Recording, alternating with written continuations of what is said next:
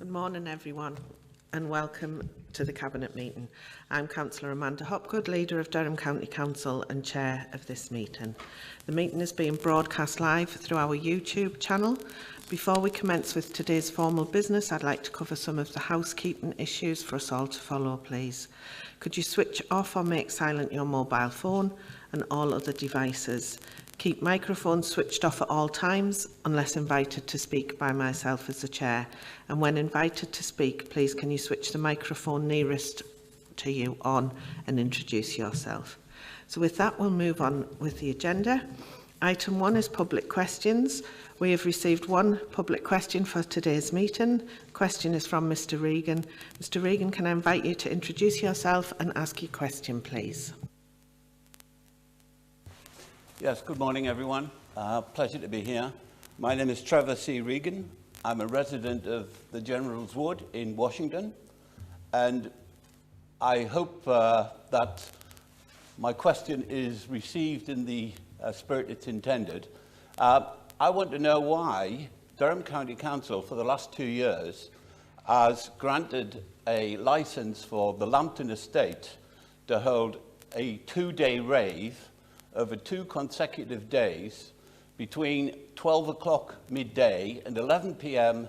in the evening, which causes significant noise pollution for residents, thousands of residents in the area, including myself.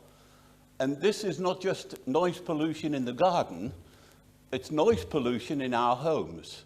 My wife suffers from migraines, and she had a migraine this time 2 weeks ago when the rave was on, and really it was very painful for her to have to endure this noise in our own home, which we've lived in for 25 years, which ironically used to be part of the Lambton's estate, the General's Wood, named after General Lambton. Anyway, my question is, why do you do this? And subsequent question, will you continue to do this? Thank you, Mr. Regan. Can I invite Councillor John Shuttleworth, the Cabinet Portfolio Holder for Rural Communities and Highways, to respond to the question, please? Yeah, thanks for your question, Mr. Regan. Licences and authorisations for the sale of alcohol and provision of regulated activities such as live music are issued in accordance with the requirements of the Licensing Act 2003. A licence for Lambton Estates to carry out one licensable event per year was granted in May 2024 following the statutory consultation process. The Licensing Act allows for licences to be reviewed by a licensing authority if a complainant applies to the Council for this to happen. Reviews are designed to consider whether the following licensing objectives are being promoted: the prevention of crime and disorder, the prevention of public nuisance, public safety, and the protection of children from harm. Our officers are going to forward advice to Mr. Regan on how to make an application for a review of the licence, and the information is also on the County Council website. So thanks again, Mr. Regan. Thanks, John. And can I thank Mr. Regan for submitting his question and for attending the meeting this morning. A full written response will be provided following the meeting, and officers will be in touch. Thank you. Okay. Move on to item 2. Can I have a mover and seconder of the minutes of the meeting of the 10th of July, please? Move the minutes, Chair. Thank you. Can I have a seconder? Second those minutes, Chair. Thank you. Can we agree the minutes are a correct record? Agreed. Thank you. Can confirm that the minutes are agreed. Item 3, declarations of interest. Are there any declarations from members this morning? Okay, thank you. Item 4, medium-term financial plan 15, 2025-26 to 2028-29, and the review of the local council tax reduction scheme and council tax discretionary discounts and premiums policy. Paul has once again given me a challenge of the longest title of a report to read out. So can I invite Paul Darby, Corporate Director of Resources, to present the report, please? Thank you, Chair, and apologies for the tongue twister in the title. So this report provides the Cabinet with an update on our financial forecasts across the next 4 years, covering the period 25-26 to 28-29, and it builds on the financial forecasts that were factored into the MTFP 14 report that was agreed by Council in February when the 2024-25 budget was set. Appendix 2 to the report sets out the updated MTFP forecasts, and in the body of the report at paragraph 96 there's a summary table which summarises the position, with a detailed explanation of all the MTFP planning assumptions, reasons for any changes in the previous assumptions made, and an explanation of any new budget pressures that have been factored into these forecasts set out at paragraphs 44 to 95. Members will see that the forecasts factor in an assumed 2.99% increase in council tax in each of the next 4 years, and are after delivery of a further £8.2 million of savings that were agreed at Council in February. These are replicated and attached at Appendix 3 to the report. The report highlights that the autumn statement and budget, the first for the new government, will be on the 31st of October, and the local government finance settlement is expected to follow after that. The October budget will include spending and national taxation announcements in one budget report going forward, with a comprehensive spending review not taking place until 2025 at the earliest, so we won't receive a multi-year settlement until at least 26-27. At this stage, we've factored in a forecast MTFP savings gap of £21.7 million next year, £23.7 million the year after, and in total £64.1 million over the 4-year planning period. The Cabinet will be well aware of how challenging this will be to close that gap. The report sets out details of the budget setting process and the milestones leading up to budget setting at County Council in this room in February next year. The intention is to update the forecasts and publish a set of savings in December, by which time we'll have more information on the government funding and will have considered our Q2 forecast of outturn position also. There is some further work underway on home to school transport, and further consideration will be required on the housing benefit subsidy loss position, where at Q1 the forecasts show that we are once again facing an overspend in this area of around 930,000 as costs continue to increase. These costs are not currently reflected in our MTFP forecasts at this time. There is a comprehensive risk assessment set out at paragraph 107 to the report, and the proposed consultation on these proposals is set out at paragraphs 108 to 111. Members will see that there is a two-stage budget consultation process proposed this year.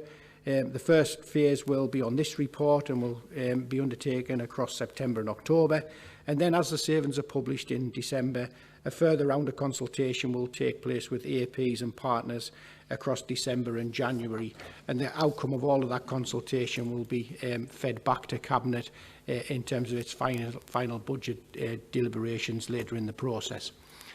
This MTFP report will be considered by the Corporate Overview and Scrutiny Management Board on the 2nd of October, and the comments and observations made by the Scrutiny Committee will be factored into the future reports. In addition to the MTFP forecast, this report also sets out the annual review of the Council Tax Reduction Scheme for next year, and recommends that we take a report to Council on the 25th of September to seek Council approval to extend and retain the existing scheme into next year. As with the trend in recent years, the percentage of local council tax reduction caseload relating to working age claimants continues to rise, just due to the increase in pension retirement ages. Around 80% of all working age claimants currently receive 100% council tax discount and therefore have no bill to pay. There is a summary of the schemes in place across our region at paragraph 152, including analysis of the impact on in-year collection rates since these schemes were introduced in 2013. Our scheme is one of only a handful nationally and the only one in the North East to maintain support available to working age claimants in line with the entitlement that was in place under the previous National Council Tax Benefit System, although two other councils in our region, Stockton and Newcastle, have in recent years amended their schemes to provide up to 100% support to working age claimants in certain circumstances. Should members wish to alter the scheme in any way, we are required to consult on those changes and undertake an equality impact assessment before taking any decisions. The proposals in this report are to recommend to County Council that we retain the current scheme again next year. The report does exemplify the impact of capping the maximum level of support at below 100%, and shows that if this was capped at 90%, then additional council tax revenues of around £3.7 million could be generated, and at a cap of 86%, an additional £5 million of council tax could be generated. With that, Chair, the recommendations are set out at paragraph 33. Thank you.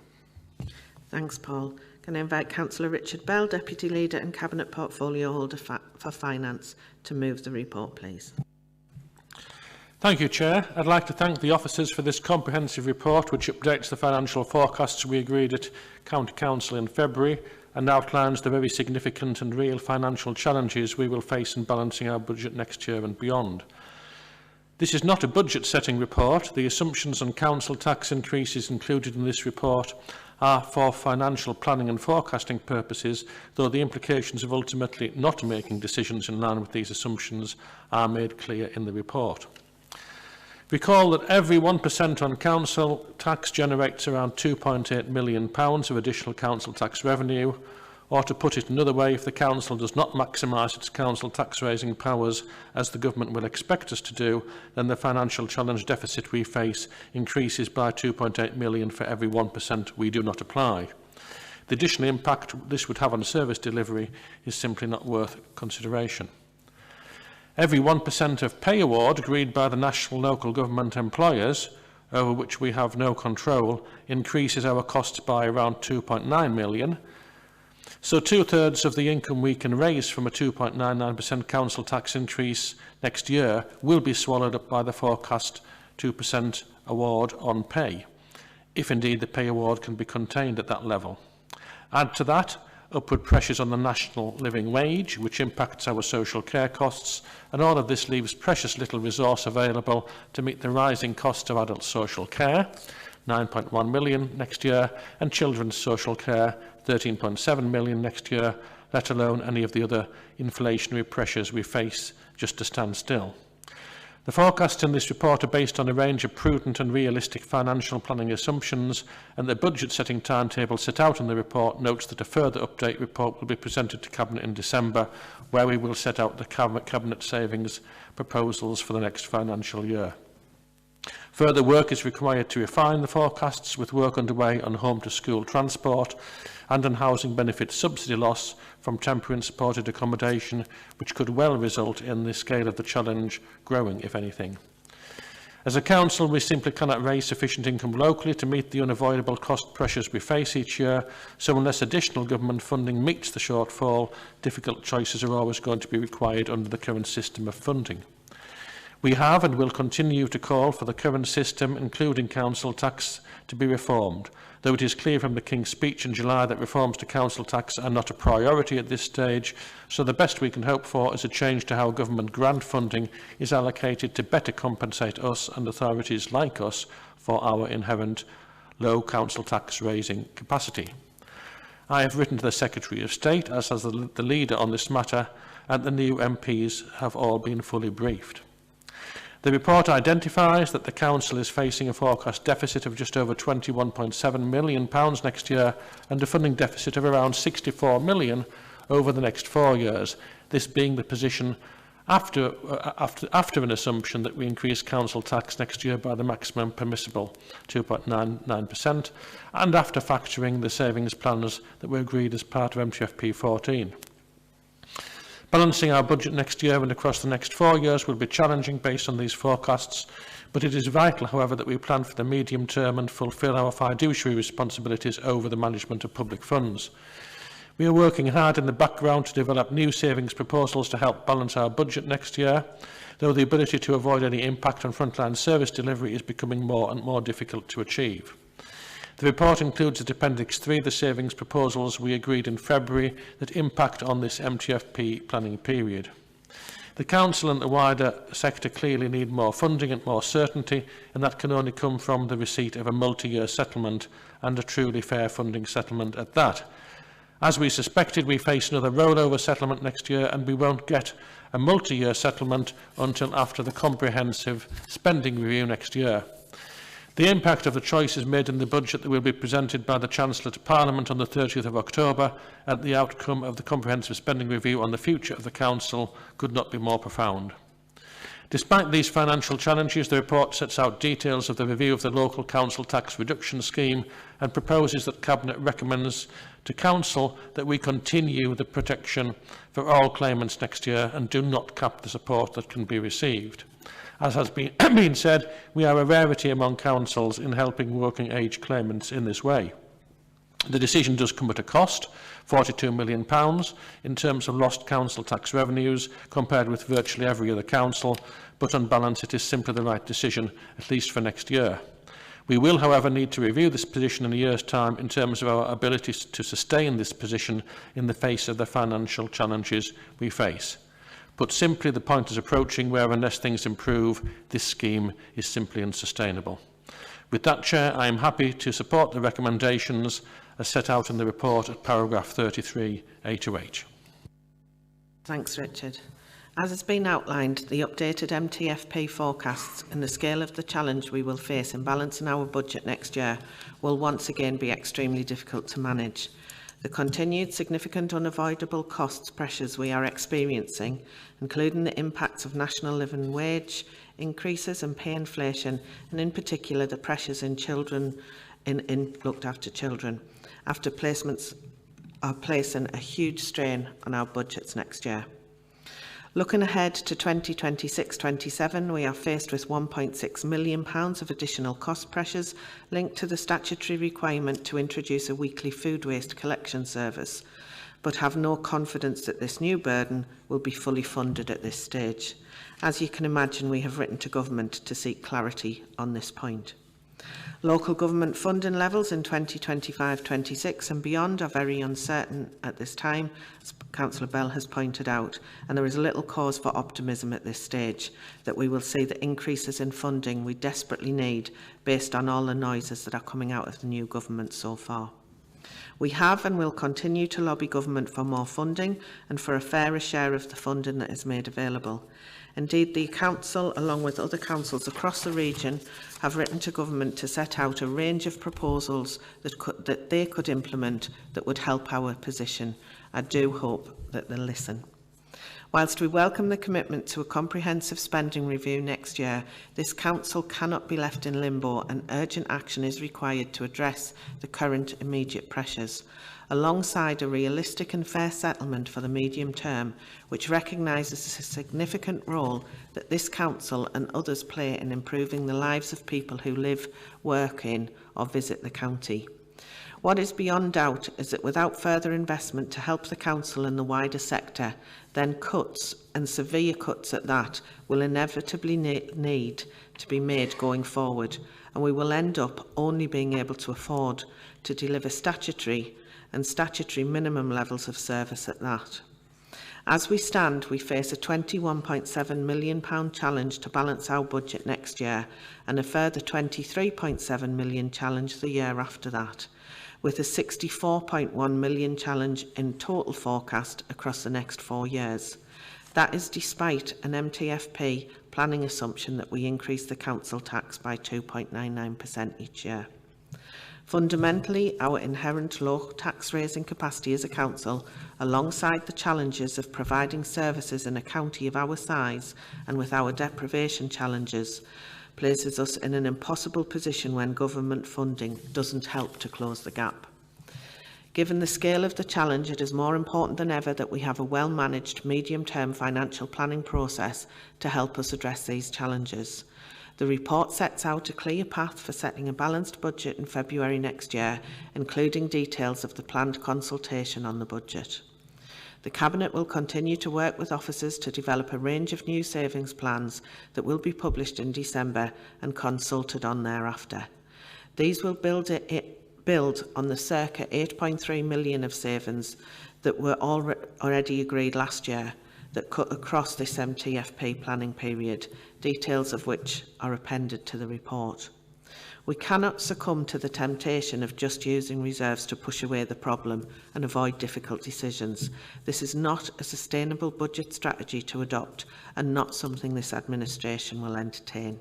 We can and we will only use reserves where it is prudent to do so and only to help smooth in more sustainable budget solutions.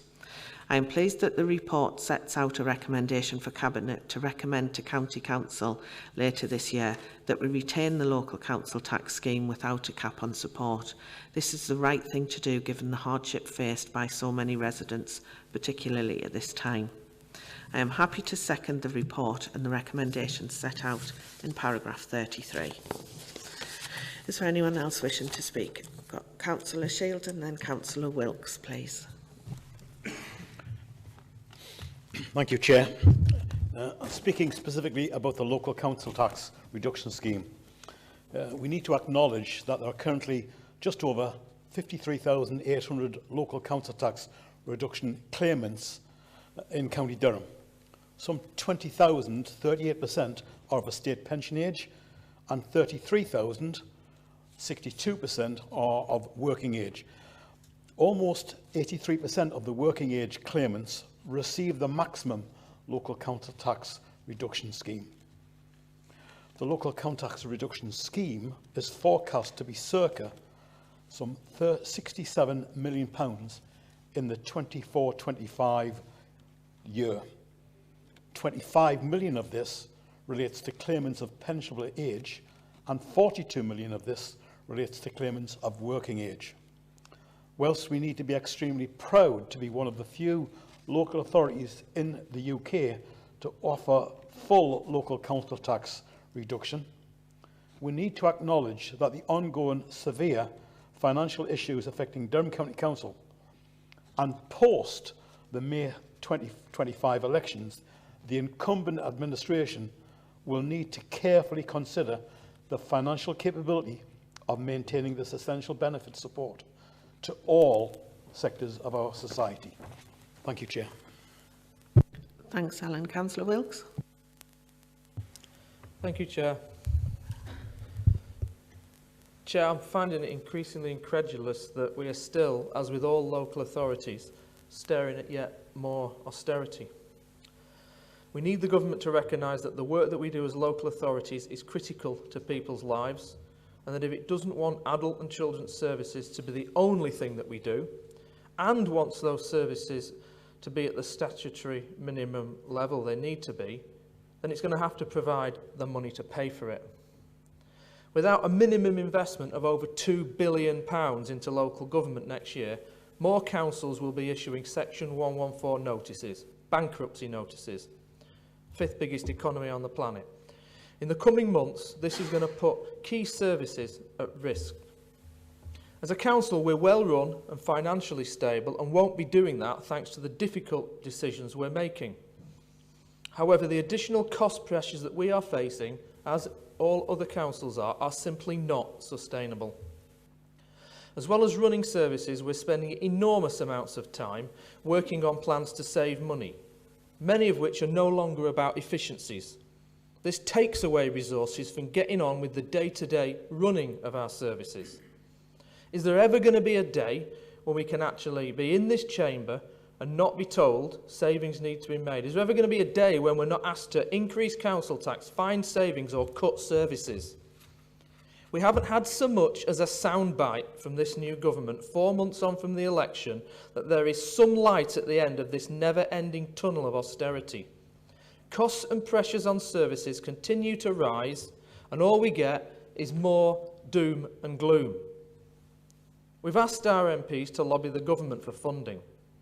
Whether this is successful this year remains to be seen, especially after the unacceptable votes to scrap the winter fuel allowance last week, which is going to add further pressure onto this council and other councils and struggling residents. We need a fair settlement, and we need to know we're getting it soon, not months from now. Thank you, Chair. Thanks, Mark. Does any other members wish to speak? Okay, can we agree the report and its recommendations, please? Agreed. Okay, I can confirm that the recommendations are agreed. Item 5, simpler recycling, introduction of food waste collections and other waste collection changes across County Durham. Can I invite Alan Patrickson, the Corporate Director of Neighbourhoods and Climate Change, to present the report, please? Thank you, Chair. This report sets out new statutory requirements for local authority waste management, collection and disposal functions arising from the Environment Act of 2021, collectively termed Simpler Recycling. The Simpler Recycling scheme was set out in the Government's Resources and Waste Strategy for England document in 2018. The aim was to set out a nationally consistent set of materials that can be recycled by all local authorities in the country, thereby making recycling simpler and increasing performance across England. The measures have now been placed into law and will be implemented over a phased timetable. The Simpler Recycling reforms include provisions for the collection and recycling of a range of materials, including glass, metal, plastics and cardboard, which are already collected in County Durham. In addition, there will be a number of requirements which will be new to the county. These include a requirement for separate weekly food waste collection to be introduced for households by March 2026. For County Durham, this is a service that is not currently provided. A requirement for garden waste collection, which could be charged for by April 2026. While the council already provides an opt-in subscription service to most of the county, there may be a requirement to extend into areas currently outside of the scheme and potentially also to review the duration and frequency of collections. There will be new requirements for the collection of plastic film and flexible plastics by March of 2027, and there will be changes to commercial waste collections. Large businesses will be required to make arrangements for recycling and food waste collection by March 2025, if they do not already do so, and small businesses with less than 10 employees will be expected to comply by 2026. It should be noted that not all of the regulatory requirements and guidance are yet in place, and there will be some further work needed as more details become available over the coming months and years. The Government has also made it clear that new arrangements must be technically, environmentally and economically practicable to be introduced, although the details of these assessments is not yet clear. The Council has been allocated £4.7 million of capital to cover the costs of vehicles and containers required to introduce food waste collection. There will also be additional revenue costs, and while a doctrine of new burdens funding is expected to apply, it's not clear at this point what additional revenue funding will be forthcoming and whether it will be sufficient to offset additional costs. The Council commissioned consultants from the Waste and Recycling Action Programme to carry out an analysis of the requirements for separate weekly household food waste collection, whilst also considering further options around our current commingled recycling streams. The full analysis is presented in the report and in the appendix, and in summary, the new service will be as follows. Each household will receive 2 new containers, a small caddy for use in the kitchen to contain food waste as it is produced, and a larger container into which food waste scraps will be decanted and put out for collection on a weekly basis. The food waste containers will be collected by a new fleet of bespoke stillage vehicles before being taken for treatment by anaerobic digestion in facilities provided by 1 or more contractors. There will also be a change to the existing collection arrangements for glass, which is currently collected in a separate box and will in the future be commingled with other dry recyclables in the blue-lidded bin. The separate collection of glass has provided the Council with financial benefits over the periods of its use, but the secondary materials market is changing to adapt to the upcoming simpler recycling regime, and this advantage is diminishing when compared against the benefits of commingling. The estimated additional costs of the new service is additional £5.9 million of capital costs, along with approximately £1.6 million of revenue. This demonstrates an immediate shortfall in the capital allowance already received from government of £1.2 million. These forecasts have been accounted for in the MTFP. In terms of changes to trade waste collection, the Council has a statutory duty under Section 45 of the Environmental Protection Act to make arrangements for the collection of commercial waste if requested. The Council discharges this duty by supplying a trade waste collection service. Under the simpler recycling reforms, all premises, with the exception of micro firms, will be required to arrange for the collection of both recycling and food waste collection by March 2025, and for smaller businesses by March of 2026. Engagement is currently taking place with the Council's trade waste customers to assess needs under the new regulations and how the Council might best serve these. The introduction of food waste collection vehicles is also an opportunity for the Council to introduce curbside collection of batteries and used vapes by using a small separate compartment on the vehicle which will be suitable for the safe collection and onward recycling of these materials. Lithium-ion batteries pose a significant fire risk for collection vehicles and waste sites, and while the Council has undertaken awareness raising to seek to avoid this, a separate collection would be a major step forward. Simpler recycling reforms bring a number of significant changes to County Durham's waste management systems, and additional resource will be required to deliver them. Procurement of vehicles, containers and treatment services will need to commence shortly to ensure that the service can be delivered in line with the regulatory timetable. The new systems will bring significant environmental benefits, both through additional recycling, where we anticipate performance will increase by between 8 and 9%, and also in carbon reduction, where the impacts of the additional vehicles will be more than offset by the saving in carbon emissions from the digestion of the food waste. Chair, the recommendations are in paragraph 21. Thanks, Alan. Can I invite Councillor Mark Wilkes, Cabinet Portfolio Holder for Neighbourhoods and Climate Change, to move the report, please? Thank you, Chair.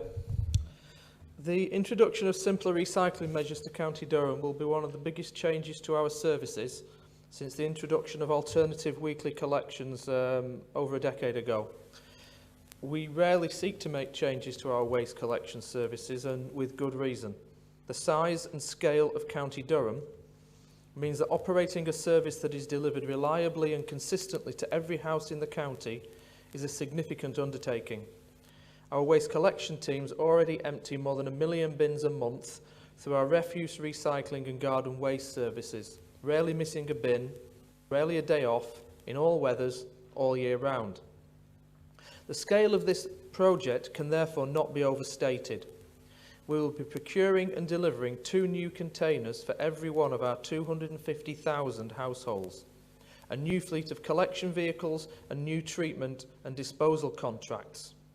Alongside this will be a significant communications and education programme. The introduction of food waste collection has major environmental benefits, reducing net carbon emissions and moving us further towards a circular economy through treatment and recycling of the organic waste matter. And I believe it's something that all councillors support.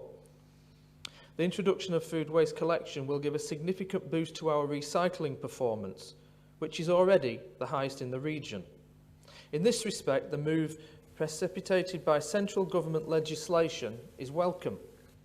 There is a cost, however, and as the report sets out, there remains some uncertainty of how much this will be covered by central government support. We already know that the capital allowance we are to receive is £1.2 million short of the actual cost of the new fleet and containers that we need to roll out. The additional revenue cost must be considered through the new burdens approach, and we are yet to hear how this will be accommodated and, more importantly, the financial value of the support to be given.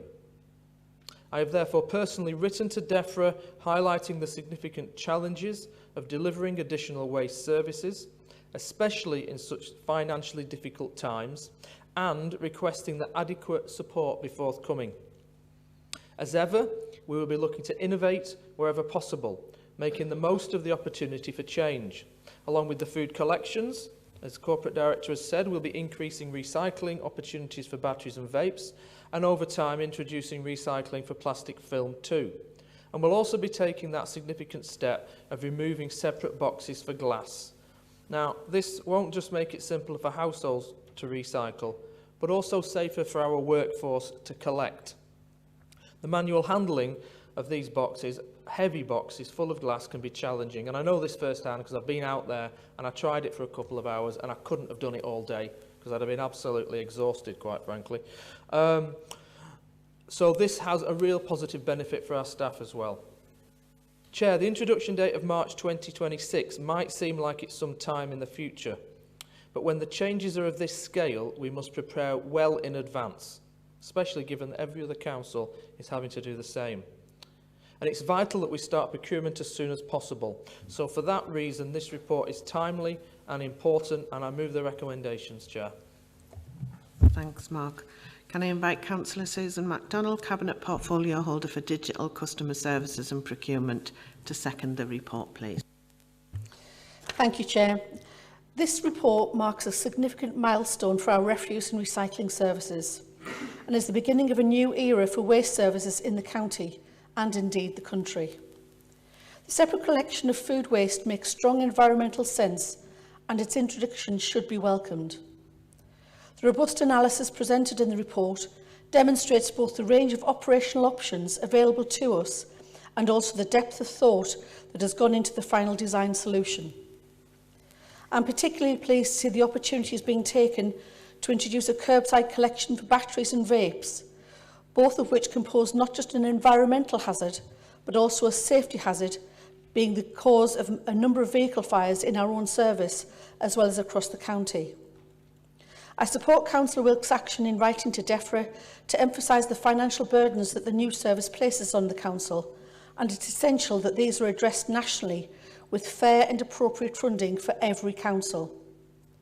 Finally, I look forward to seeing further detail on the communication plans and education campaign that will be developed alongside this new service to support the collection and rollout. It's vital that we bring people along with us for such a large-scale change, and the comms campaign will be central to this. Chair, I second the report. Thank you. Thanks, Susan. Is there anyone else wishing to speak to the report? Okay, can we agree the report and its recommendations? Okay, I can confirm the recommendations are agreed. That move on to item 6, which is the Leisure Transformation Programme. Can I invite Alison Clark, Head of Culture, Tourism and Sport, to present the report, please? Thank you, Chair. This report provides members with an update on the Leisure Transformation Programme, which was originally conceived in a report to Cabinet in January 2020. The report updates members on actual budget provision agreed by Council, the due diligence work on site options for SEAM, and the cost appraisals for all sites since the initial high-level costings were prepared. The report highlights the public engagement that has taken place across the programme since the last update report to Cabinet in September 2021.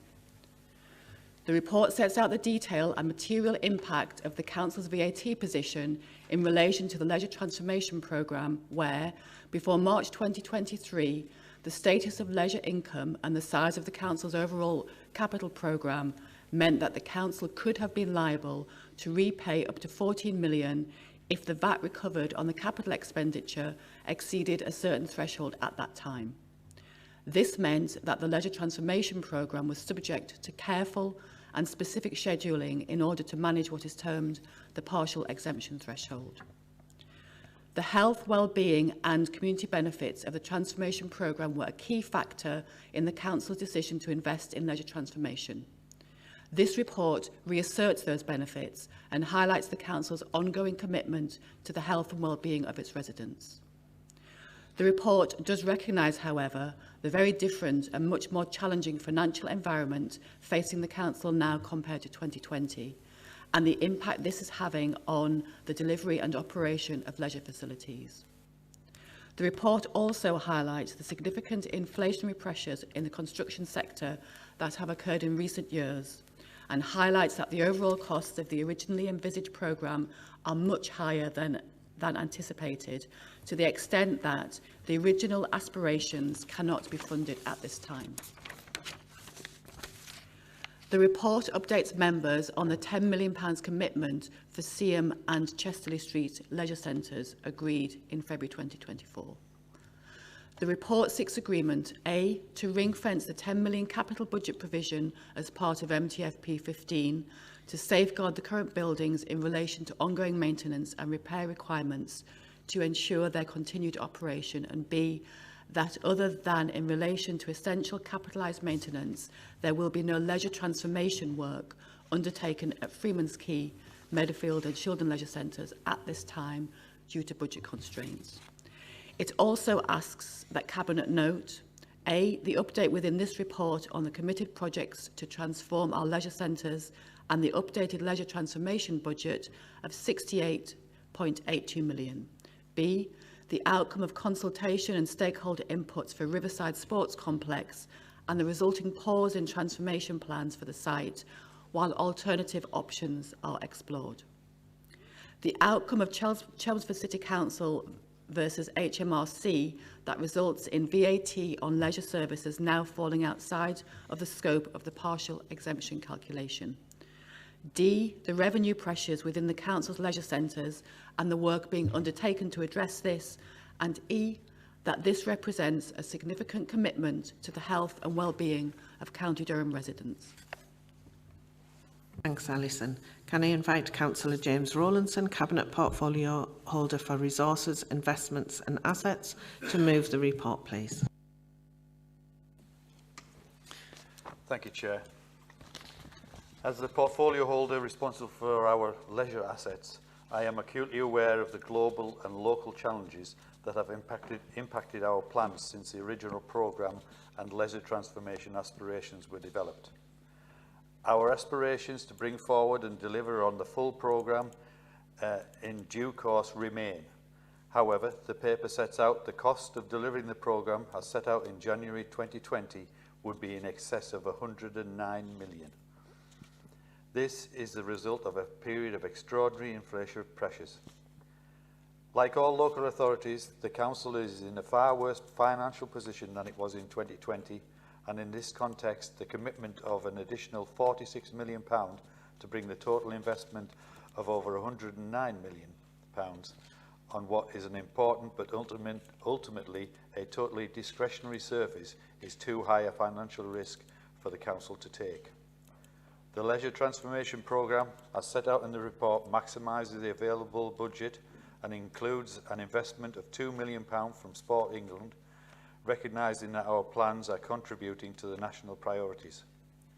I am pleased, with the help of Councillor Wilkes and his Climate Change Department, that we have also supported through the Government's Public Sector Decarbonisation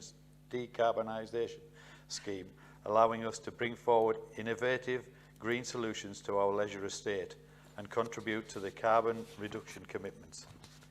In February 2024, the Council committed to a sum of £10 million to support customer-focused improvements at Seaham Leisure Centre and Chesley Street Leisure Centre. When officers undertook the initial development work to establish a suitable programme, it became clear that the work carried out to improve the experience of the facilities could be abortive in terms of future new build developments and would not offer the best value for the Council or for the users should our funding position improve and major refurbishments or new builds become affordable. Therefore, we are recommending that the £10 million is ring-fenced for the work that safeguards the operational capability at this time.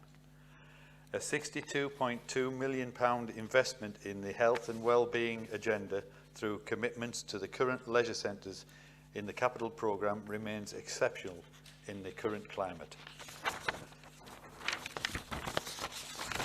There are very few areas nationally providing such a level of public investment into this.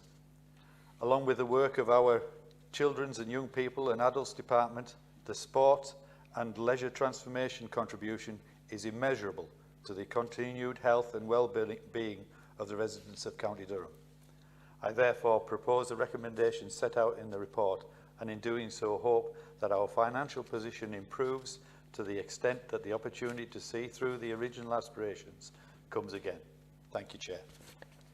Thank you, James. Can I invite Councillor Elizabeth Scott, Cabinet Portfolio Holder for Economy and Partnerships, to second the report, please? Yes, thank you, Chair. I fully support this report. We should all recognise the importance of this investment for the health and well-being of our communities, investments being made in what are very challenging times. Our focus on the provision of affordable facilities for residents, resulting in health, well-being, economic and social benefits they create for our communities, are substantial. The impact of the work to date should not be underestimated, and I'd like to thank the staff team for everything they've done in this regard. Customer feedback from the transformed sites has been extremely positive, with increased use by families and young people in the soft play and tag active zones, and by older people and those needing a more introductory level or rehabilitation gym offer in the Move Hub.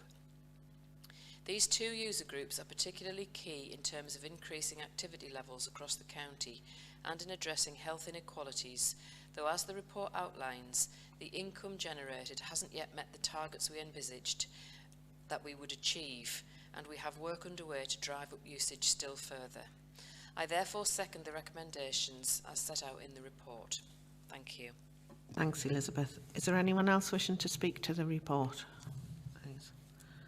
Okay, can we agree the report and its recommendations? Agreed. Okay, thank you. I can confirm the recommendations are agreed. Item 7 is Q1 2024-25 Performance Management Report. Can I invite Steve Evans, Head of Corporate Affairs, to present the report, please? Good morning, everyone. I'm Steve Evans, Head of Corporate Affairs. This report sets out details of progress towards the targets and outcomes set out in the new Council Plan 2024-28 and agreed by Council in February. Our new plan aligns to both the medium-term financial plan and the County Durham plan, which sets out a vision up to 2035. An update on this and the work of the County Durham Partnership comes later on this Cabinet agenda. The performance report presented today sets out strategic ambitions and objectives outlined in the Council Plan through a range of key performance indicators. This is contextualised with benchmarking data from similar authorities and information from service teams. There's also a range of service-level dashboards supporting the narrative and providing a clear golden thread between the priorities of Council and the performance of operational services. From Q1 onwards, we've expanded and embedded customer feedback.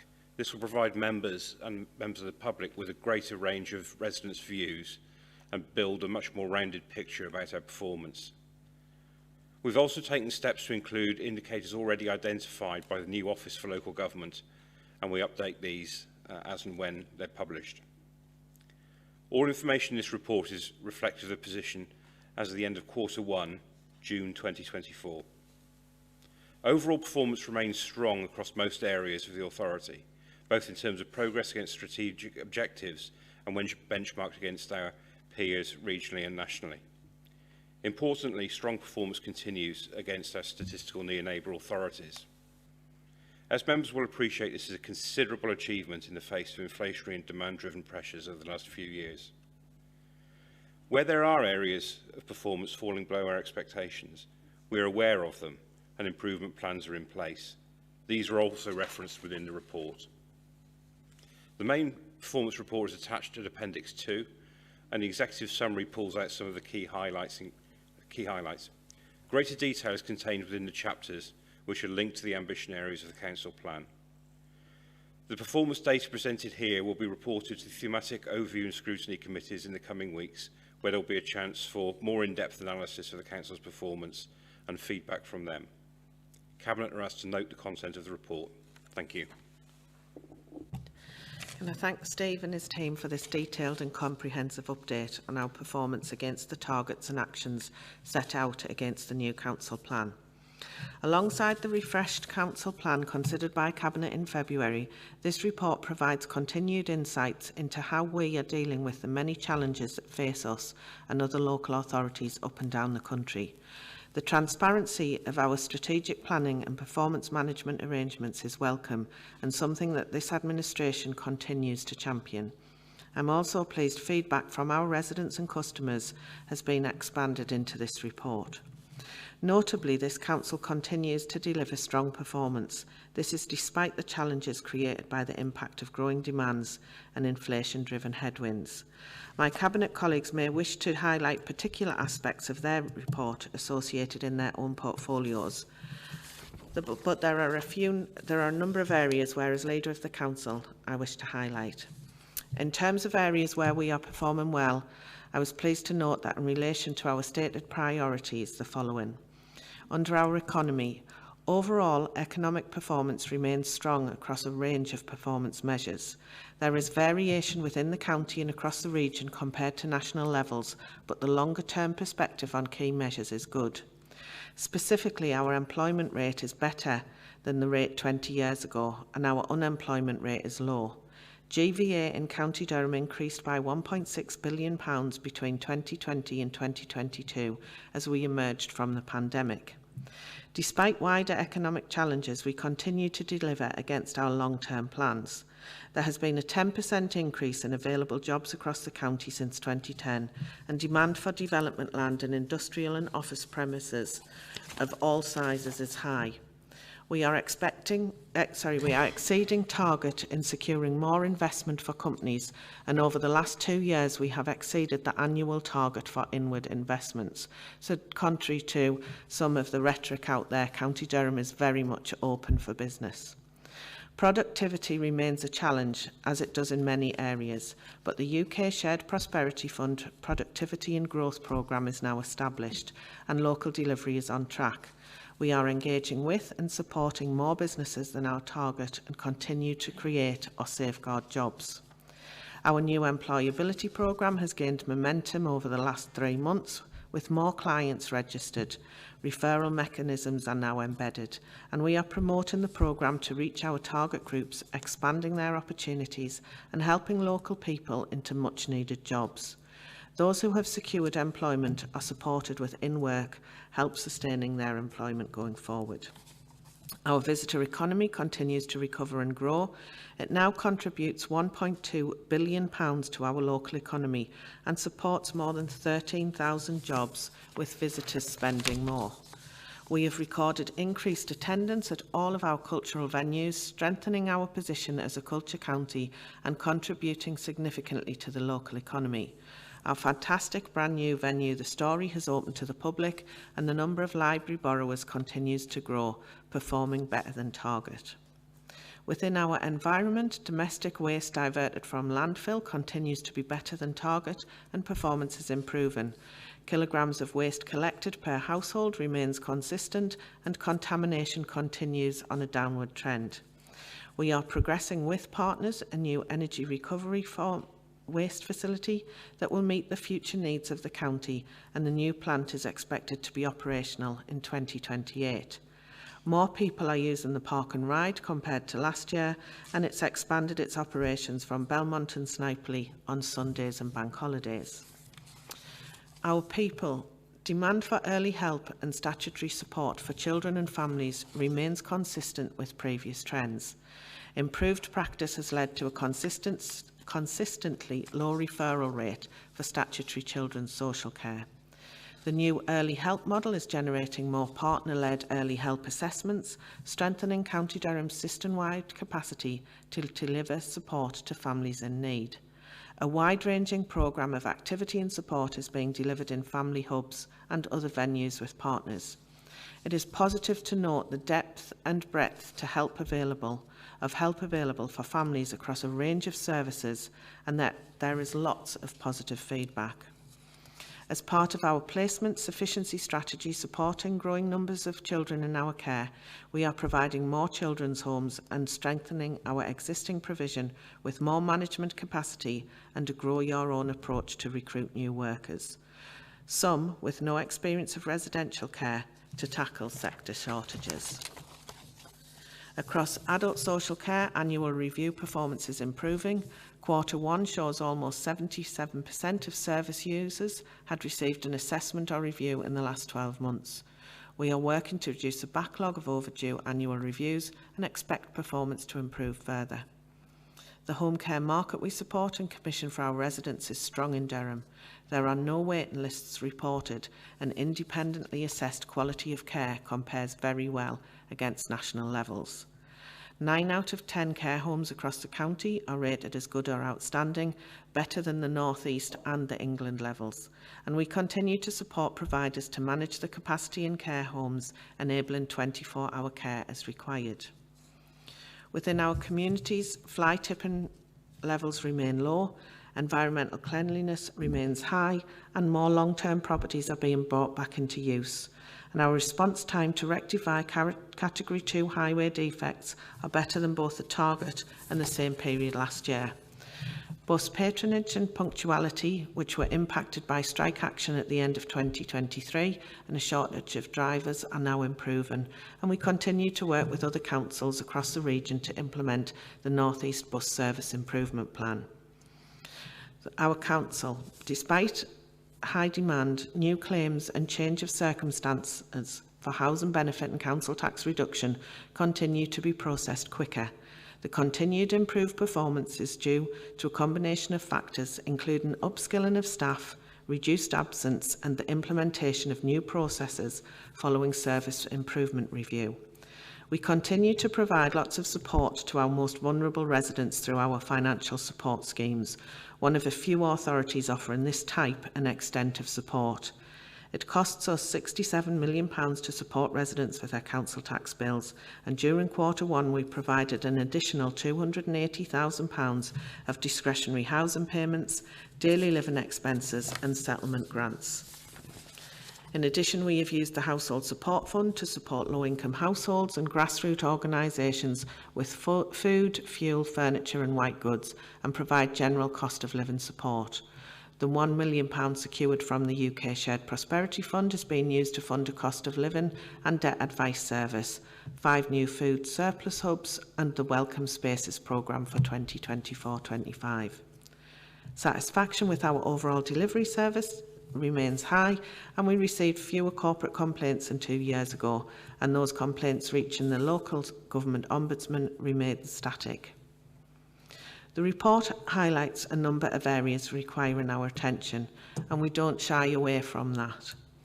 Where for a range of issues our performance has not been what we would have liked it to be in terms of areas requiring attention, where I know action is being taken and will continue to be, I'd like to note the following. Requests for new education, health and care plans increased substantially between 2019 and 2022 and have continued at a very high level, which has affected our capacity to achieve timely assessments. A comprehensive action plan is in place, which is starting to have an impact, and this quarter showed a stepped change in the number of plans being issued within the 20 weeks in June. We expect overall timeliness to continue to steadily improve over the financial year. The increase in children and young people electively home educated is likely to be in part a seasonal trend. Latest benchmarking for the autumn term of this academic year places the county in line with national rates, and the service continues to have strong, well-established multi-agency education at home, operational and strategic groups. Of the private rented sector properties covered by our selective licensing scheme, 51% are now either fully licensed, in the process of being licensed, or have exemptions in place. We continue to target scheme areas where licence numbers are low, and we have issued 43 penalty notices and are prosecuting a further 22 properties for not having a licence. Although our latest performance against homelessness outcomes is stable or improving, we remain worse than local benchmarking averages for both regional and national comparisons. There has been a notable increase in households presenting as already homeless. Through our new homelessness and rough sleeping strategy, we have a plan to address and prevent homelessness and rough sleeping across the county. Although response times to rectify Category 1 highway defects are worse than both the target and the same period last year, we identified 20% more defects during this period and increased repairs by 13%. There are a range of other areas to note which are summarised in the executive summary of the main performance report in Appendix 2, paragraphs 4 to 57, and greater detail is contained within the respective chapters and dashboards. With that, I propose that people read this, because we are doing some amazing work. It does identify, as I said, and doesn't shy away from where we do need to continue to improve. With that, I would propose that Cabinet please notes the report and invite other Cabinet members to speak. Councillor Wilkes. Thanks, Chair. It's always good to have a report that's better than what comes before with the MTFP, and there's a lot to be welcomed, including relating to recycling, because last week we were shortlisted as a council for the National Recycling Awards for a range of projects, from promotion of the waste hierarchy to community engagement and numerous waste management campaigns. We've got the highest recycling rates in the region, have cut contamination significantly. We've introduced small appliance collection sites county-wide and vape collection sites too. And we brought in recycling of NHS equipment like wheelchairs and walking frames at our household recycling sites, saving the NHS a small fortune. So it's not surprising that we've been shortlisted, but it's worth emphasising that these awards are not just for local authorities, they're for all councils, businesses and other organisations. To have been shortlisted in that respect is a clear endorsement of the work our team is doing work which I don't think would have been able to happen had this joint administration not put the funding and support in to prioritise this service, nor if we didn't have an amazing team of officers and refuse collectors out there day in, day out, working their socks off. Thank you, Chair. Sorry, Councillor Shuttleworth. Thanks, Chair. I'll be brief. I think there's been plenty said about that. The strong performance of our highways maintenance teams is reflected in this report, and against the background of increasing financial challenges and an ageing network, we continue to meet our targets of repairing 90% of highway defects within the prescribed time. This is in addition to a number of very significant capital projects that are currently ongoing, including the A690, Walton Bridge and the Staindrop in Teesdale, and Lees's Footbridge just up the road there. Our highway teams allocate revenue resource based on the historical defects, and a 20% rise against last year's number of Category 1 defects has added to this year's challenges, and is a challenge. Despite this, our highways teams remain ahead of the strike rate for maintenance, and our overall satisfaction rate remains high. Just thought I'd mention that. Thank you. Thanks, John. Councillor MacDonald. Thank you, Chair. You'll be hearing in a lot more detail about our procurement activity, but I'm immensely proud to see the amount of hard work and effort that goes into running this service acknowledged, because it certainly shouldn't be underestimated. Perhaps not surprisingly, because of our reputation, the expertise of our officers is regularly sought, both locally and nationally, by other local authorities, and indeed, even Central Government's Cabinet Office themselves call on the expertise of Durham County Council. While delivering procurement activities of almost £830 million, our team were undertaking intensive training for the new Procurement Act, which is due to be rolled out at the end of October. And if any of you know anything about procurement legislation, that's no mean feat either. Our IT colleagues, led by Marion Ingleby, continue to ensure Durham County Council's cybersecurity is as robust and resilient as any other local authority, although I would argue it's actually better. And while we manage our own infrastructure in the background, through the Digital Durham programme, we closely work with BDUK and the private sector providers to maximise every opportunity we can to extend fast broadband infrastructure across the County Durham, which includes the rollout of more than 20 community hubs. Thanks to their work, there are less than 2% of households with connection speeds of less than 10 megabits per second, while 97.6% have fast or super fast broadband connectivity. And better still, there are 67.7% of premises across the county who have gigabit capability. And I'd like to particularly thank Ali Walker for all the hard work she has done in this area. I couldn't finish without mentioning Vicky Murray and Sarah Welsh for their leadership in customer services. Service level agreements are as good as they've ever been, and customer complaints are massively reduced. While around 40,000 calls per month come in from our customers who prefer to contact us by telephone, we are seeing thousands of customers' queries being dealt with using technology, either via Do It Online, using the customer service chat, or even the chatbot for more straightforward queries. Chair, I could go on, but would be here all day. Thank you. Thanks, Susan. Councillor Shield. Thank you, Chair. I mention two specific aspects under my portfolio. The homelessness issue, which has been quite a contentious aspect. We have seen some steady improvement in homelessness, allowing people to stay in their own home and also helping people move into accommodation. Both of those are up from previous quarters. However, benchmarking still shows that we are still behind national and regional comparators in the prevention of homelessness and the relief of homelessness. So there's still some progress to be made.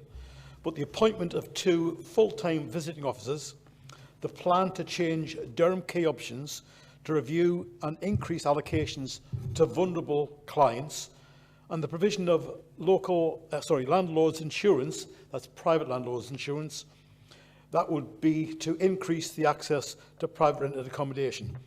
All of these will help the emerging homeless and rough sleeping strategy and outlines our commitment to reduce homelessness and to end rough sleeping. And finally, Chair, much has been said about council tax support and pleasing despite increasing claims, both new claims and change in circumstances. It's pleasing to announce that both housing benefit and council tax reduction are well below targets set, and that's been done by the upskilling existing staff, reducing staff sickness and piloting a first point of contact, which is part of an incoming call, reducing waiting times and improving the customer journey, which is part of the changing dynamics of incoming work, and all credit to those involved in reducing that.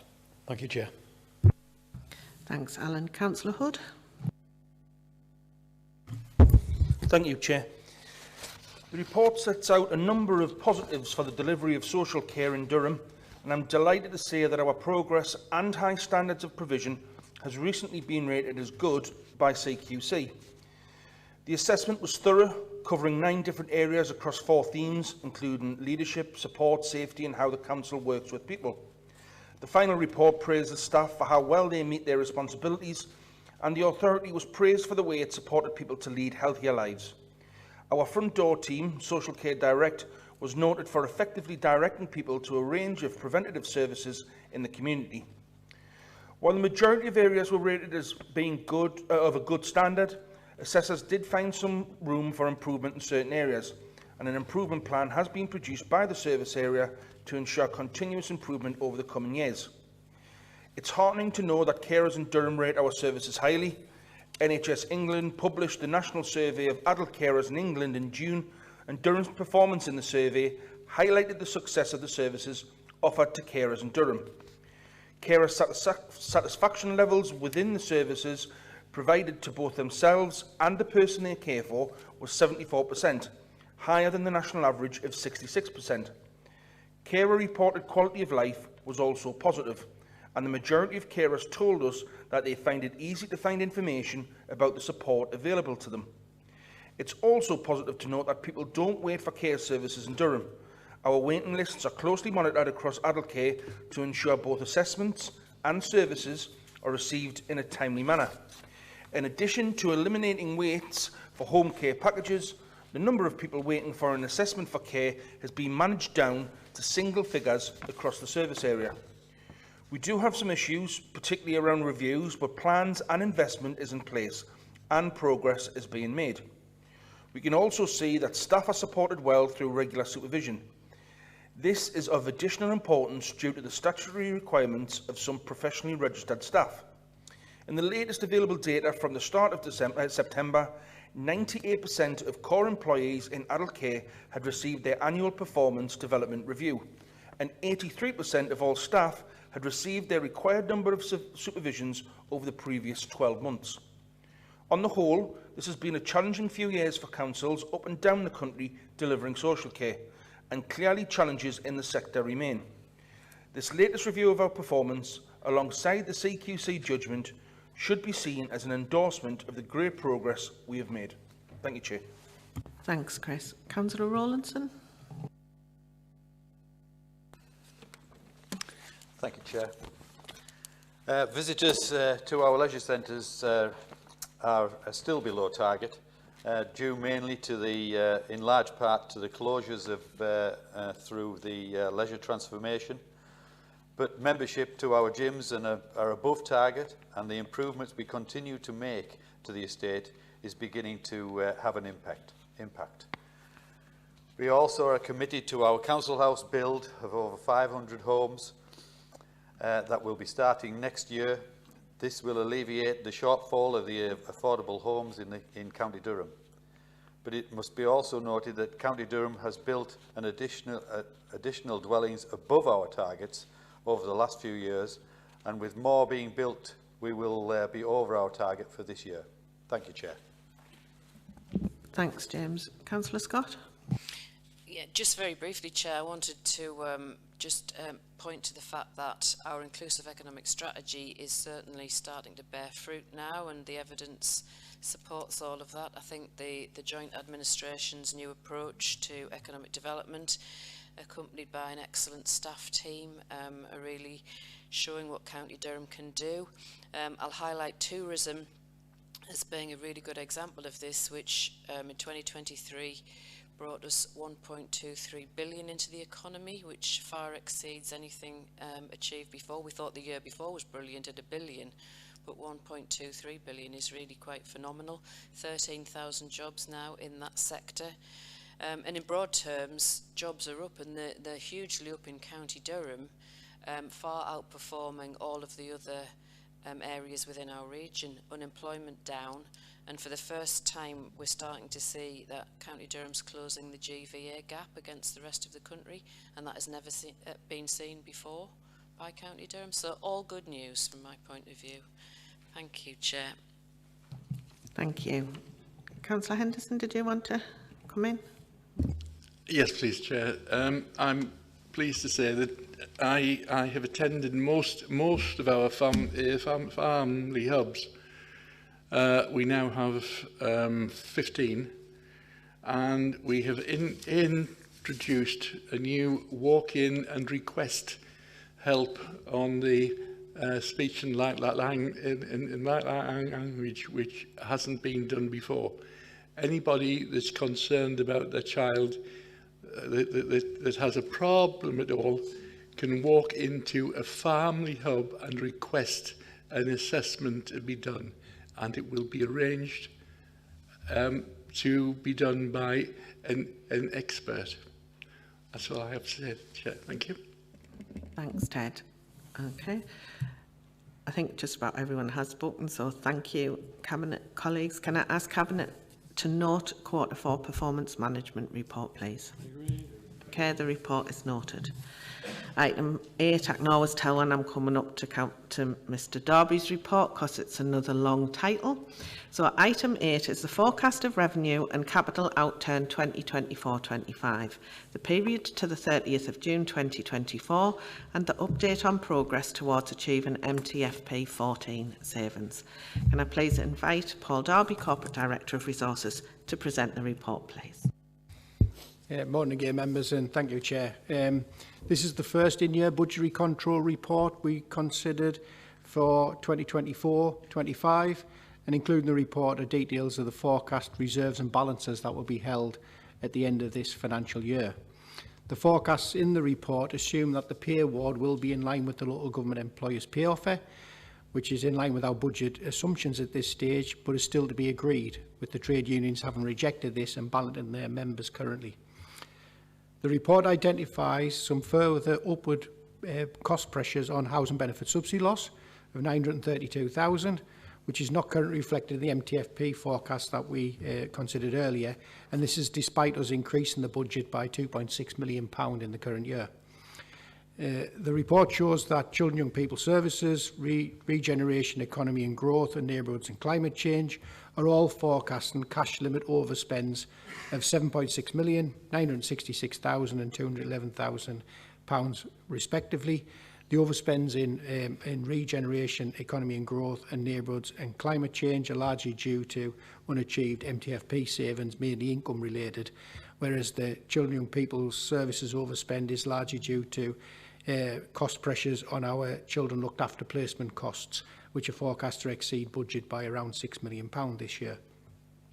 The CYPS position has had to be picked up corporately as they don't have a retained cash limit and have not had one for a number of years now.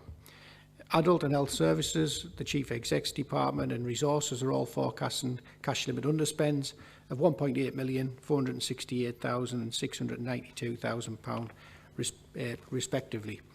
If we exclude the Children and Young People Services cash limit overspend, the net position across all of the service groupings is a £1.8 million underspend.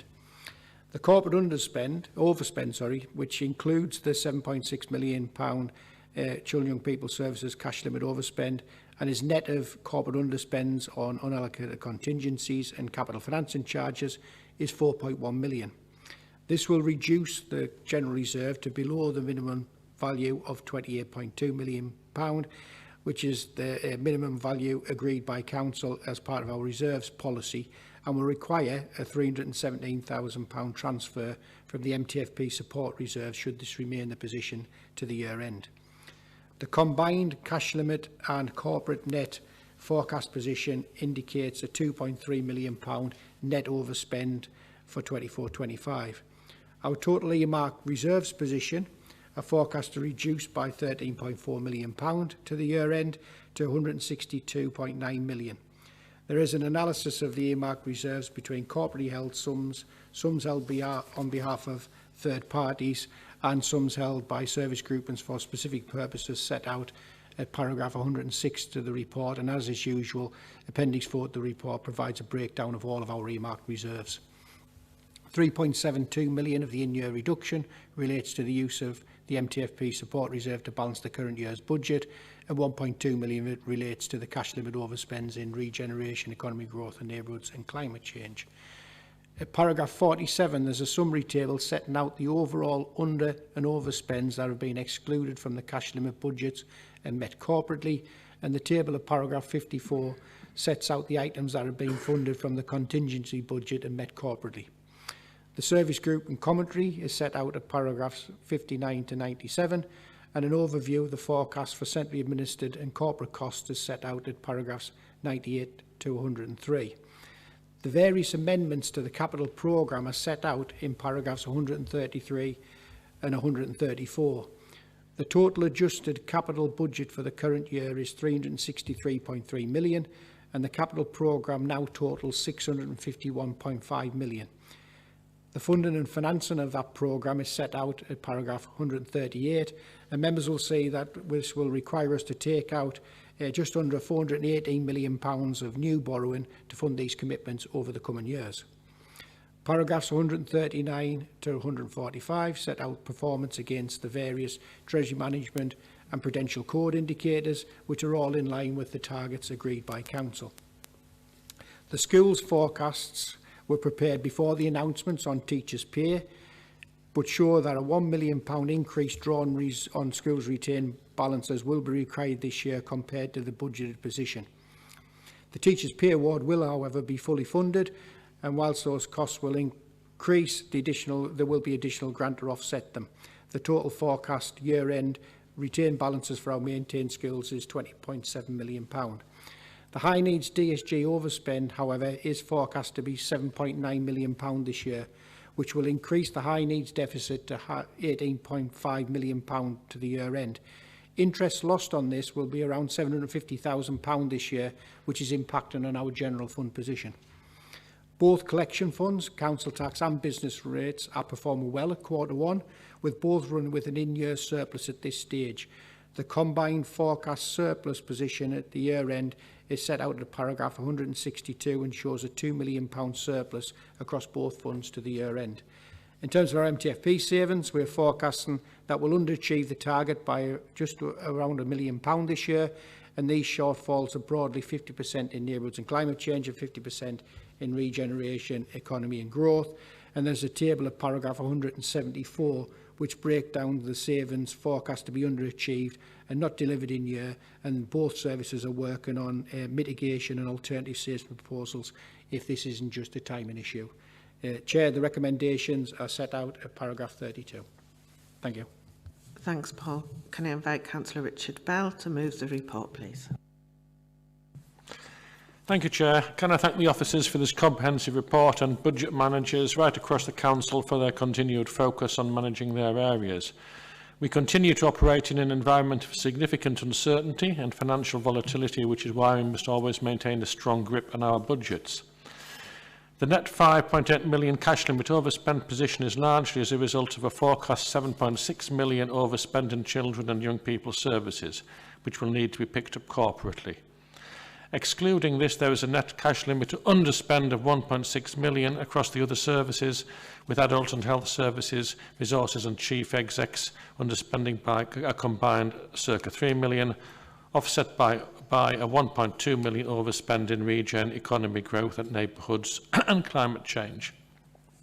The overspend in CYPS is once again mainly due to overspenders in our looked after children placement budgets, and the relatively small overspend in region, economy and growth and neighbourhoods and climate change is mainly due to underachievement of MTFP savings and loss of income. The cash limit overspend in CYPS, plus a range of other pressures and savings that have been treated as outside the service's cash limits, have been largely offset by corporate contingencies and corporate underspends in our capital financing budgets, though there is a requirement for a forecast £4.1 million net corporate overspend that will need to be met from the General Reserve at year end, which is a new and concerning development. The Q1 forecasts show that the estimated balance on the General Reserve at year end will be £317,000 below the minimum threshold we agreed at Council in February at around £27.9 million. Overall, excluding schools balances, based on these forecasts, our earmarked reserves are forecast to fall by a further £13.4 million this year, as the administration continues to deliver and expend its earmarked reserves and the reasons for which they were set aside. Our earmarked reserves are forecast to total £162.9 million at year end, though we must remember that £20 million of this is grant paid in advance and sums held on behalf of other bodies. We must also remember that we are a very large organisation, the 7th biggest unitary council in the country, with an annual gross expenditure of £1.7 billion, and our reserves are proportionate to our size and represent less than 10% of our annual expenditure. In terms of the collection fund forecast, the Q1 forecasts show an in-year surplus for both the Council Tax Collection Fund and the Business Rates Collection Fund, resulting in a forecast overall net surplus of £2 million at the year end. The amended capital programme, taking into account reprofiling from last year, new grants and contributions secured since we set the budget, and reprofiling in future years, results in a 24-25 capital programme of around £363 million this year, and a programme totalling £652 million, including planned and agreed investments in future years. I support the amendments proposed to the capital budgets as outlined in the papers, and would draw members' attention to the tables which set out the performance against the various prudential indicators agreed by Council in February last year. Moving to our dedicated schools grant position, like the Council, our maintained schools have been operating in a period of significant inflationary pressures, and the Q1 forecasts indicate that their call on reserves would be around £5.5 million, reducing the retained balances held by our maintained schools to £21 million. More worrying, though, the high needs DSG funding block is forecast to overspend by £7.9 million this year, and that is before we have addressed the full impact of the September intake in terms of top-up funding requests from our maintained schools. The high needs DSG retained deficit is forecast to be £18.5 million by the year end, which is starting to impact on our cash flow and interest received position. In terms of delivery of MTFP savings for this year, as at 30th of June, a quarter of the way through the year, we forecast that we had delivered or expect to deliver around 71% of the £8 million of savings requirements for the year. The report sets out details of around £1 million of savings plans that it is forecast will not be delivered this year, with officers working on appropriate mitigations. In summary, Chair, the forecasts include the impact of a range of demographic and inflationary-driven budget pressures, many of which are outside our control and which have placed pressures on council budgets. Where these pressures will have a continuing impact into the next financial year, I am satisfied that we have made provision for these in the MTFP forecast that we have considered today, with further analysis required on our home-to-school transport forecasts and on housing benefit subsidy loss, which we will need to reflect carefully on when we consider our next MTFP update in December. And with that, Chair, I move the recommendations set out at paragraph 32. Thank you. Thanks, Richard. Can I also add my thanks to those of Councillor Bell, to Paul and his team for this detailed report, and to all budget managers across the Council for their continued effective management of their budgets. As I have said on many occasions, managing our budgets is difficult due to the scale and complexity of the Council and the environment in which we work, particularly when there is a significant demand and volatility in our cost base. Unavoidable pay and price inflation, matters wholly outside of our control, together with the huge cost increases in children and young people's services, where both our looked after placement costs and home to school transport costs have trebled since 2018-19, a frightening £74.2 million increase in the budget required. These are placing huge strains on the Council's finances. Despite a circa £15 million investment in children and young people services this year, the Q1 forecasts indicate a £7.6 million overspend to year end, and this is in large part responsible for the forecast reduction in the general reserve to the year end. The net cash limit underspend across the other services masks overspending in neighbourhoods and climate change and within regeneration, economy and growth this year, much of which is linked to the delivery, as has been explained, of the MTFP savings, which are increasingly difficult to deliver, and the loss of income, which I know officers are working on, mitigating actions to offset in advance of the budget setting for next year. With that, I am happy to second the recommendation as set out in the report at paragraph 32 as outlined. Included in the amendments is the capital programme, which would see the Council seeking to deliver on an unprecedented £363 million of capital expenditure this year. This is delivering the highest level of investment in any one year by this Council. Thank you. Is there any questions or anyone wishing to speak on the report? No. Can we agree the report and its recommendations, please? Okay, can confirm the recommendations are agreed. Move on to item 9, which is the Health and Wellbeing Board Annual Report. Can I invite Amanda Healy, Director of Public Health, to present the report, please? Thank you. Good morning, members, and thank you, Chair. This report is to present Cabinet with the Health and Wellbeing Annual Report of 23-24, which is the full report is in Appendix 2. The Health and Social Care Act of 2012 requires all upper tier local authorities to establish a Health and Wellbeing Board, and that board has been in place in County Durham since 2013. Over the last year, we've reviewed the priorities in the Joint Local Health and Wellbeing Strategy, and that is also connected to this report. And the vision for County Durham is for a healthy place where people live well for longer, so not just length of life, but quality of life. Over the last year, the board has reviewed its priorities and now has 4 key priority areas which are identified in the annual report, which I'll go through. But they focus on making smoking history, enabling healthy weight for all, improving mental health, resilience and well-being, and reducing alcohol harms. And they're obviously underpinned by some of the influencing factors on people's lives, such as how much money people have in their pocket, a good home, access to a job, etc. The report has focused on some key areas, so it looks at the progress towards those 4 priorities, includes the challenges and also some of our next steps.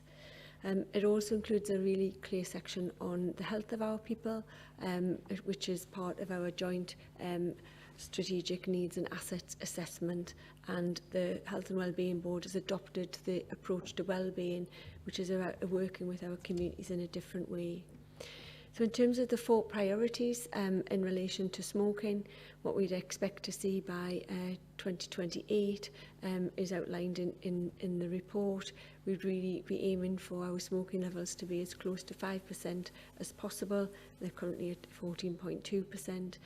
In terms of some of the progress, and I think this is where we look at how we're targeting our resources. So a health equity audit was carried out to look at fair access to our stop smoking services, which identified that those smokers living in our most deprived areas have got good access to services, which is a really important factor. We also contributed from the board to the Tobacco and Vapes Bill and are carrying out some in-depth work with our schools and young people in relation to vaping. There do, however, remain challenges, and that includes particularly our levels of smoking for our women during pregnancy. You'll see in the report that each of the priorities also has a case study attached to it. So for our tobacco, we've got Gina, who has COPD and was helped to stop smoking through the local stop smoking service, and really she sees the benefits for her health and her whole life. In terms of enabling healthy weight for all, this was discussed at the Health and Wellbeing Board in November of last year, and the council has published a refreshed version of the Healthy Weight Pathway, which helps our GPs and health practitioners to have conversations and refer patients into weight management services, interventions or programmes locally.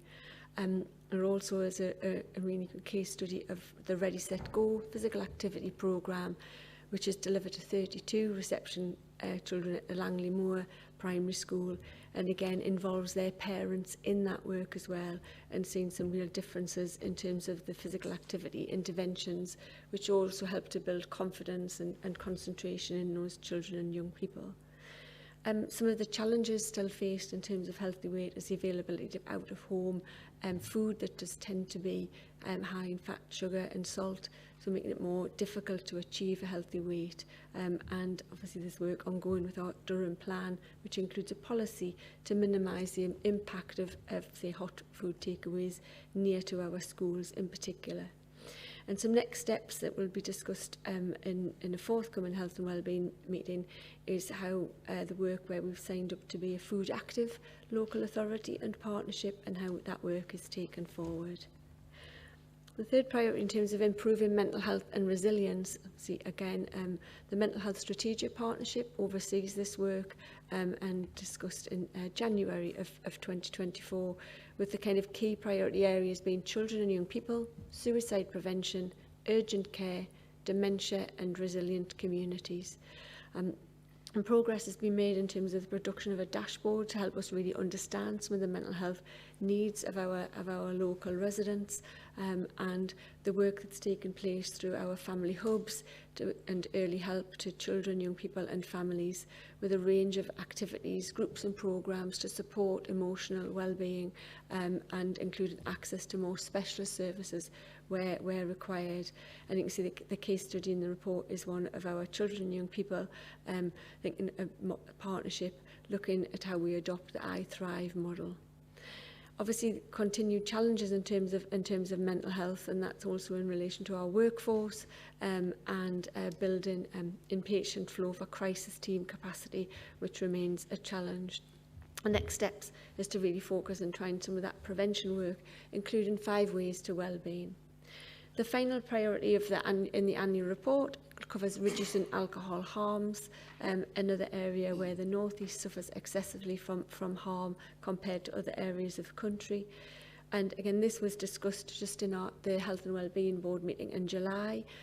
Colleagues from Balance, which we commissioned as a group of 7 local authorities, attended the board and outlined some of the work in relation to particularly thinking about alcohol being toxic in terms of cancer, and also the work on the vision for an alcohol-free childhood. Again, the case study that is there relates to our local drug and alcohol treatment services, but the case study does highlight the really close working with our housing solutions team and wider organisations too. Finally, in terms of looking forward for the Health and Wellbeing Board, obviously the board also oversees work on health protection, the Better Care Fund, transforming care and providing support to our children and young people with special education needs and disabilities, and these will also be covered in the forthcoming year of the Health and Wellbeing Board. The board also continues to develop its joint strategic needs and assets assessment to ensure that we really understand our local communities, and so we can target our resources and interventions in the best way possible. So, Chair, the recommendations are set out to note the report and also to endorse the annual report. Thank you. Thanks, Amanda. Can I invite Councillor Chris Hood, Cabinet Portfolio Holder for Adult and Health Services, to move the report, please? Thank you, Chair. I'm pleased to present this new approach to the Health and Wellbeing Board annual report, which provides an opportunity for the board to review the progress, challenges and next steps in our 4 priority areas through what residents tell us about our services and how behaviours are changing. When we agreed the new joint local health and wellbeing strategy in May 2023, the Health and Wellbeing Board agreed to focus resources in fewer areas, which have the greatest impact. It is important that we are checking regularly to make sure this approach is having the intended impact on health outcomes. The board is assured that what we are doing is making a difference to people, and is also very aware that there are enormous challenges and lots more to be done to achieve long-term change. It is our job to support our residents to help them to make healthy lifestyle choices, and it is promising that people in more deprived areas of the county are feeling able to access our stop smoking services. Following a successful pilot to increase the availability of healthy food options in hot food takeaways, work is ongoing to promote wider availability of healthy food offers in a range of settings across the county. Our teams have used feedback from professionals and service users to develop awareness-raising leaflets promoting support to help people reduce and stop their alcohol intake. Going forward, the Health and Wellbeing Board will look to maximise the promotion of good mental health for all, focusing on the 5 ways to wellbeing to support the whole population to thrive. The Health and Wellbeing Board continues to effectively carry out its statutory duties. We are assured that appropriate health protection arrangements are in place, and we continue to work closely on delivering integrated health and social care services. Links across the wider County Durham Partnership are continuing to strengthen, enabling us to increase the awareness of health impact across housing, poverty, education, economy and the environment. I'd like to take this opportunity to thank Amanda Healy and her team for the report, and I move the recommendations set out within it. Thank you. Thanks, Chris. Can I invite Councillor Ted Henderson, Cabinet Portfolio Holder for Children and Young People, to second the report, please? Thank you, Chair. As Portfolio Holder for Children and Young People, I am pleased to see examples of our work in schools with children and young people, equipping them with the tools to maintain and improve their own physical and mental health in the future. The Health and Wellbeing Board also continues to champion local programmes, commission regional campaigns and actively support national changes to give our children both a smoke-free and an alcohol-free childhood. I second the recommendations set out in this report. Thank you, Chair. Thanks, Ted. Is there anyone else wishing to speak? Yeah, Councillor Bell. Thanks, Chair. I'd just like to commend the Public Health Director and her colleagues on the approach to this year's report. It focuses on the things we agreed as a board are the most important, namely smoking, alcohol, mental health and healthy weight, and it provides an honest account of where we are. I think it's straightforward and easy to digest, and it's illustrated by a range of real-life case studies, and I'd urge all of Cabinet and all members to read it. I'd just like to take this opportunity also to thank the outgoing Director of Adult and Health Services, Jane Robinson, for her good work on the board over the years and for this council generally, particularly, as has been mentioned earlier in the meeting, the CQC inspection. Thanks. Thanks, Richard. Anyone else wishing to speak? Okay, can we agree the report and its recommendations? Okay, I can confirm that the recommendations are agreed. Item 10 is the Adult Social Care Update. Can I invite Michael Lang, the Interim Corporate Director of Adult and Health Services, to present the report, please? Thank you, Chair. The Adult Social Care Update report references a number of important and diverse developments, Chair. Councillor Hood has mentioned the CQC Good Assessment, which places us third nationally. That was published on the 16th of August. There is always room for improvement, Chair, and we will be bringing a report back to Cabinet in October with a detailed improvement action plan. We are continuously improving existing services and introducing new services to meet need. Some examples are given in the report. So, for example, we have changed our adult mental health teams to create 5 social work hubs. That's given us a clearer route for assessment and improved service delivery for service users. The Unpaid Carers project is aimed at carers who need support for hospital discharge of a cared-for person, and to date 115 unpaid carers have received support. The Breakthrough service is aimed at people who self-neglect, which is manifest in hoarding behaviour. Members will have examples from their own divisions of people who are in that position, and the service is provided through County Durham Care and Support, and to date 108 people have been helped. Turning to the County Durham Care Partnership Integration Work Programme, Chair, that has been extended to include children and young people, covering key areas around neurodiversity, preparation for adulthood and mental health.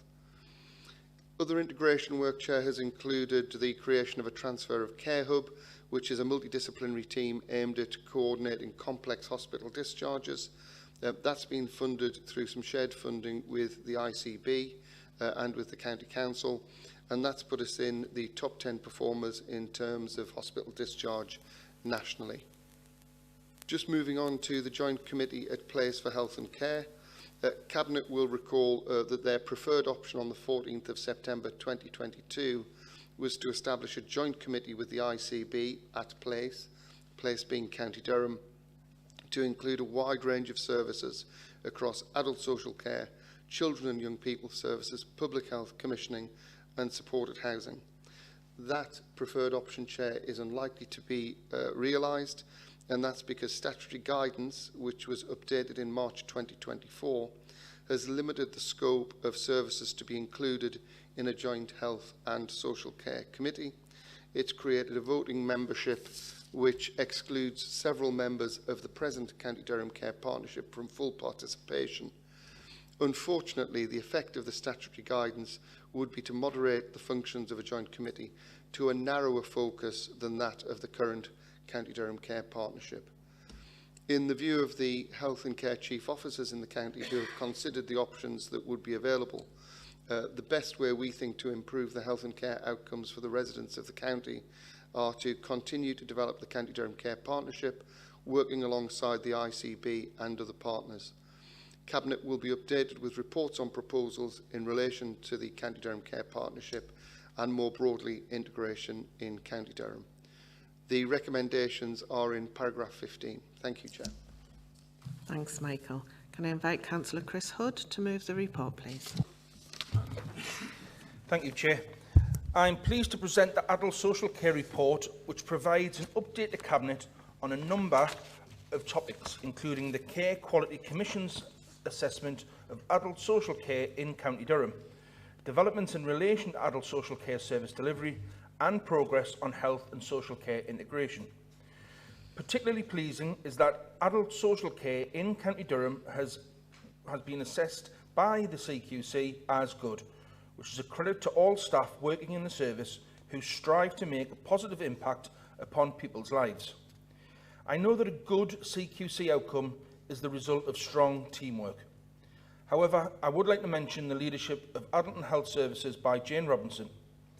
Before, during and after the CQC assessment, Jane was, as always, calm and professional. As well as leading Adult and Health Services throughout the CQC assessment, Jane's focus was on the well-being of colleagues and giving them unstinting support. I know that there will be other opportunities for us to thank Jane. This good CQC assessment is a fitting testimony to Jane's dedication and commitment to County Durham. Overall, adult social care performance in County Durham is positive. The home care market is stable, there are no waiting times for care packages, and admissions to care homes is reducing compared to the previous 12 months. We can see the ambition to develop creative services in adult care for unpaid carers and hoarding, and remodelled adult mental health services to improve service delivery. Finally, I wish to endorse the continued commitment of partners to further health and social care integration throughout the County Durham Care Partnership to improve outcomes for the people of County Durham. I'm pleased to propose the recommendations set out in this report. Thank you, Chair. Thanks, Chris. Can I invite Councillor Ted Henderson to second the report, please? Thank you, Chair. As has been said, as portfolio lead for children and young people, I am pleased to see the integration programme extends to include children and young people services. The focus of this work on 4 key areas includes neurodiversity, the preparation for adulthood, risk support and children's mental health is very welcome to us all. Whilst recognising that some of these developments are at an early stage, it is anticipated that in the long run they will have a positive impact on young people and the families. I look forward to updates on progress in the future, and I second the recommendation set out in this report. Thank you, Chair. Thanks, Ted. Is there anyone else wanting to speak to the report? Okay, can we agree the report and its recommendations? Okay, I can confirm the recommendations are agreed. Item 11 is the Corporate Procurement End-of-Year Performance and Social Value Report. Can I invite Paul Darby, Corporate Director of Resources, to present the report, please?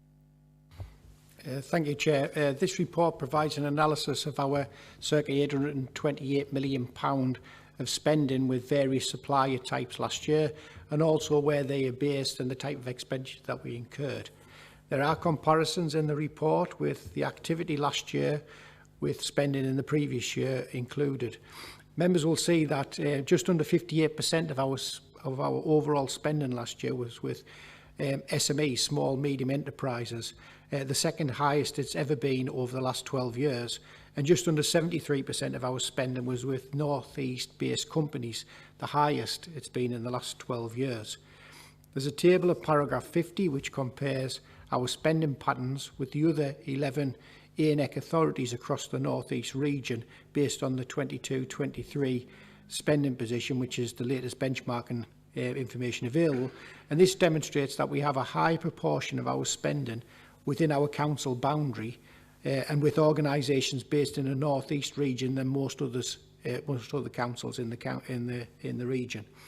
Members will be aware that the Council is at the forefront of building social value into its procurement processes, and this has put us in good stead in terms of the new Procurement Act requirements that will come in from February next year now, the implementation date having been delayed last week. The report also provides Cabinet with an overview and update on our work on social value, which under the banner of the Durham Pound Partnership ranges from full themes, outcomes and measures, requirements to a Tom's Light approach that we've adopted through the Durham Pound Initiative and built those processes into our procurement. There's an overview of some of the beneficial outcomes secured and delivered through apprenticeships, through volunteering hours, local employment, including people engaged that were previously unemployed, and local supply chain benefits that have been successfully built into a number of contracts, and these are set out at paragraph 61 and 62. Paragraph 64 does note that our work in this area has won 2 national awards and we've been highly commended in another.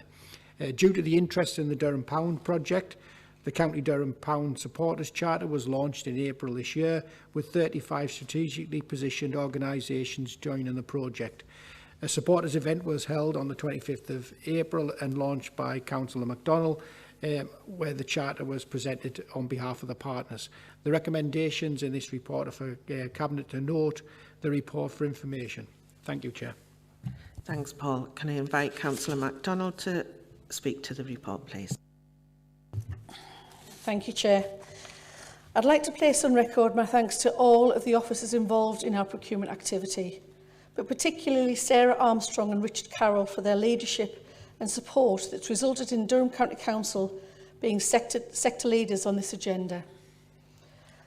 I can't talk about procurement and social value without mentioning the legend that was Darren Nowd, who retired from the council in the start of 2024. Darren was happy to leave his legacy in the hands of Sarah and Richard as he left the council. It's also pleasing to see such a high proportion of our spending being with County Durham-based SME businesses, ensuring that the Durham Pound is reinvested into our businesses and local employment within the county for the benefit of our residents and our economy. As Cabinet members will see, our work on social value continues to go from strength to strength, and as the Durham Pound Partnership grows, so does the impact it's having in terms of the supply chain, training and employment opportunities across the county. And embedding consideration of these matters in contracts and contract procurement is increasingly becoming business as usual for us. The report sets out